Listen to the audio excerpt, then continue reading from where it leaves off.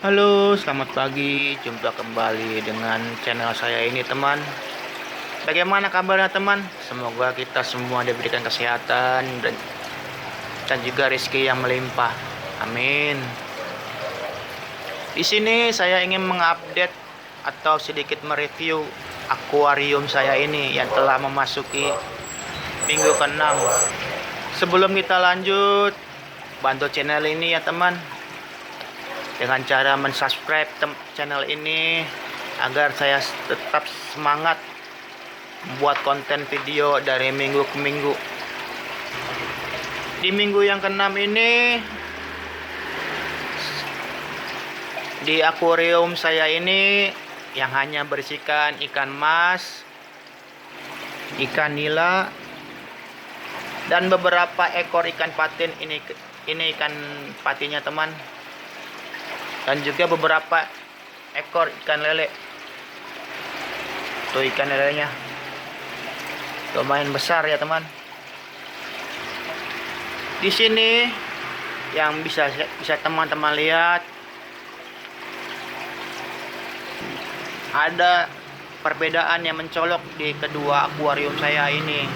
Yang bisa teman-teman lihat, akuarium yang atas saya ini airnya sedikit bening kehijauan, sedangkan air yang di bawah ini keruh atau kotor. Sebenarnya kotor atau keruhnya akuarium kita ini hal yang wajar, teman. Dalam artian semakin besar ikan yang kita miliki, tentu kotoran yang dihasilkan akan tentu juga banyak, dan juga tergantung jumlah tebar padat yang teman-teman lakukan di akuarium kita ini. Kotornya atau keruhnya air akuarium kita ini berdampak negatif untuk ikan kita.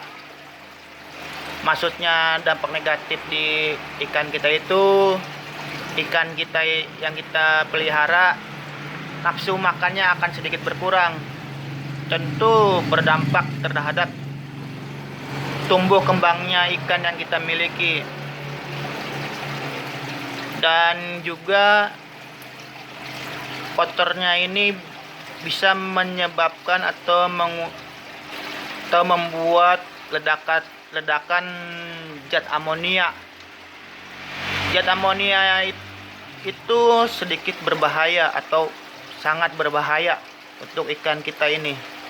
Bila kita biarkan secara terus-menerus atau kita biarkan, akan menyebabkan mati massalnya akuarium kita ini. Maksudnya ikan yang kita miliki akan mati semua. Tentu itu akan sangat merugikan untuk kita, yang tentunya kita telah sayang atau kita telah rawat ikan kita ini dari kecil hingga besar, hanya karena telatnya kita menguras atau mengganti air. Alat yang kita butuhkan untuk menguras akuarium kita ini, kita hanya menyiapkan dua alat. Yang pertama, ember atau wadah yang bisa untuk menampung air dari hasil kolam atau akuarium kita ini. Maksudnya kurasan air kotor yang berasal dari akuarium ke dalam wadah yang telah kita siapkan. Yang kedua, selang atau saya menggunakan sipon. Teman juga bisa menggunakan selang air. Kalau di saya sendiri menggunakan sipon. Ini namanya sipon, teman. Teman bisa mendapatkan atau membelinya di toko akuarium atau toko ikan-ikan hias, atau bisa juga membelinya online. Ini saya beli online kisaran harga Rp20.000. Cara menggunakan alat sipon ini cukup praktis teman. Kita hanya mencelupkan ujung selang sipon ini ke dalam akuarium.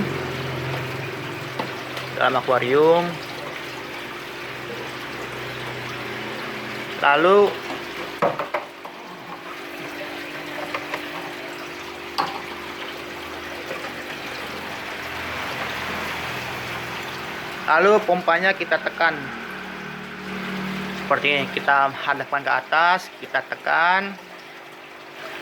Setelah terisi air, kita tuang ke bawah. Nah, seperti ini teman.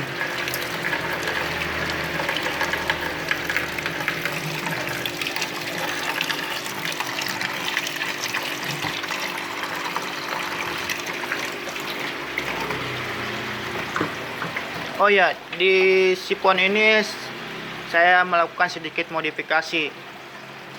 Di ujung sipon yang kita masukkan atau kita celupkan ke dalam akuarium ini, saya kasih pemberat. Tujuan kenapa saya kasih pemberat? Karena sipon ini berbahan dasar plastik. Jadi kalau kita taruh di sini atau kita celupkan, siponnya pasti akan mengambang dan merepotkan kita, karena kita harus menahannya terus menerus agar siponnya ini tenggelam di dasar. Dan cara praktisnya saya sedikit modifikasi menggunakan alat pralon ini. Kita lanjut pengurasan airnya teman. Ujung sipon yang satunya kita celupkan ke dalam kolam atau akuarium yang teman punya. Lalu pompanya kita hadapkan ke atas. Kita tekan pompanya sampai airnya terisi sampai batas pompa. Lalu kita cukup taruh di bawah dan airnya akan mengalir. Alat ini cukup praktis dibandingkan dengan kita menggunakan selang air. Kalau kita menggunakan selang air, kita perlu menyedotnya di ujung sisi luar. Tentu sedikit merepotkan bagi kita. Pada saat pengurasan air, ujung sipon ini kita arahkan kanan kiri agar kotoran-kotoran ikan tersedot keluar. Pojokan, terutama di pojokan, biasanya kotoran ikan menumpuk di pojokan. Kita arahkan terus pojokan.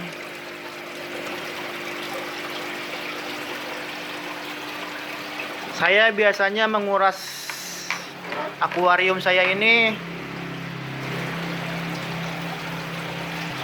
hanya 50% dari kapasitas air yang saya isi di akuarium ini. Maksudnya 50% itu bila isi akuariumnya level airnya segini, kita akan kuras separuhnya aja. Tujuannya pada saat pengisian air yang baru, ikan mudah cepat beradaptasi dan tingkat stresnya akan kecil, dan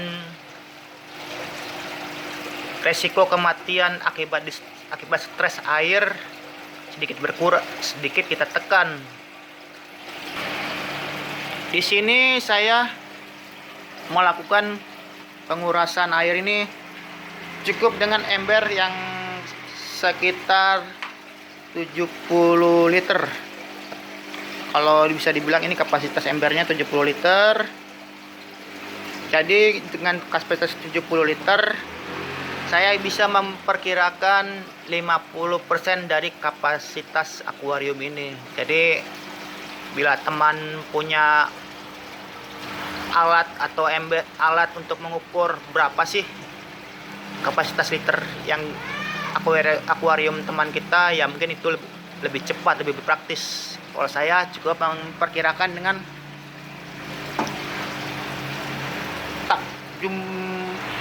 cukup dengan kapasitas ember yang saya punya. Ini kapasitas embernya saya perkirakan 70 sampai 80 liter. Kita tunggu sampai penuh atau batas leher ember ini. Bisa teman-teman lihat dengan sipon dan juga sedikit pemberat, tentunya akan lebih mudah ya teman. Kita tidak perlu menahan-nahannya agar sipon ini tetap tenggelam di dasar. Kita cukup masukkan ujung sipon yang satunya lagi, lalu kita tekan pompanya, airnya mengalir, dan kita tunggu saja. Demikianlah sedikit review atau perawatan rutin di minggu yang ke-6 ini ya teman.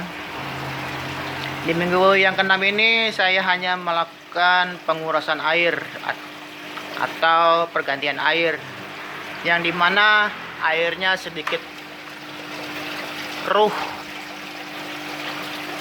atau sedikit jenuh lah. Yang saya hindari dari air keruh ini yaitu zat amonia yang tinggi, yang bisa menyebabkan ikan kita itu mati massal karena dari air yang kotor atau dari sisa kotoran ikan yang mengendap di dasar. Demikianlah video singkat ini.